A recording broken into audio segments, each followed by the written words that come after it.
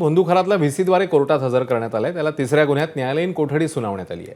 पोलिसांविरोधात मारहाणीची तक्रार आहे का असा सवाल न्यायाधीशांनी खरातकडे केला, मात्र त्यावर खरातने कोणतीही तक्रार नाही असं उत्तर दिलंय। दरम्यान एसआयटी अशोक खरातला पुन्हा एकदा उद्या न्यायालयात हजर करणार आहे। पुन्हा पोलिसांनी पोलीस कोठडीचा हक्क अबाधित राखून त्यांनी एमसीआर मागितलेलं आहे आणि त्याला 78/26 मध्ये चौथ्या गुन्ह्यामध्ये त्याला वर्ग करण्यात आलेला आहे। त्याच्यामुळे आज उद्या त्याला पोलीस कोठडीमध्ये हजर करतील। थँक्यू। आज नेमकं काय झालं सर? आज आपल्याकडनं काय बोलणं आलं आणि आरोपीच्या वकिलांनी काय? नाही, जे हा गुन्हा आहे संवेदनशील असल्यामुळे उद्या कोर्टात त्याला हजर करण्यात येईल। थँक्यू। एबीपी माझा, उघडा डोळे बघा नीट।